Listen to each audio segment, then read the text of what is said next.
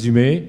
Et nous allons donc passer au sujet d'aujourd'hui. J'appelle le professeur Phuc Le Hang, qui va modérer et que je remercie d'avoir organisé cette session sur les actualités en chirurgie ophtalmologique.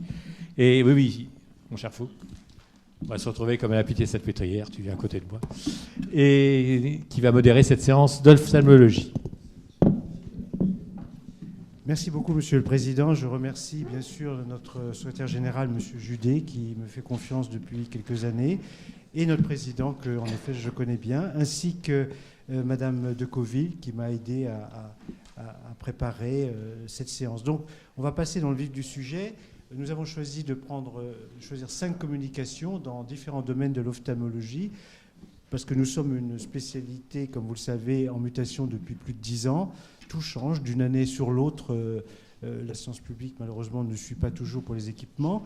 Et donc, c'est pour ça que j'ai tenu à inviter des personnes, soit donc de la médecine libérale, la chirurgie libérale, comme M. Ancel, ou les hôpitaux des armées, ou la science publique avec M. Duffier, etc., et l'Institut Curie avec Nathalie Cassou pour la chirurgie des tumeurs. Donc j'ai voulu choisir un petit peu, je ne dirais pas l'excellence parce qu'il rougirait, mais des personnes vraiment qui pourraient répondre à vos questions concernant ce qui est moderne actuellement en chirurgie ophtalmologique. Vous savez que cette discipline a été éclatée et que le métier pour lequel je me destinais a complètement changé. Je suis très mécontent.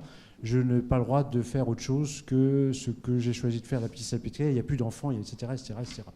Donc, j'appelle le professeur Jean-Luc Duffier, qui est à Necker, que vous connaissez bien sûr, et qui est un de nos grands spécialistes de la chirurgie pédiatrique. Nous avons invité chirurgie Madame Danielle Denis de Marseille pour la chirurgie du strabisme, mais Jean-Louis va nous donner justement les dernières nouveautés en chirurgie pédiatrique.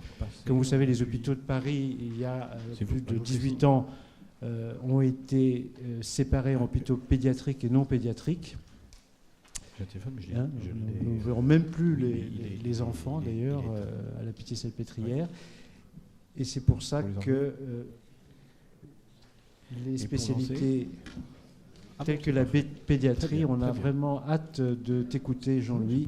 Est-ce que tout peut aller ? Bien.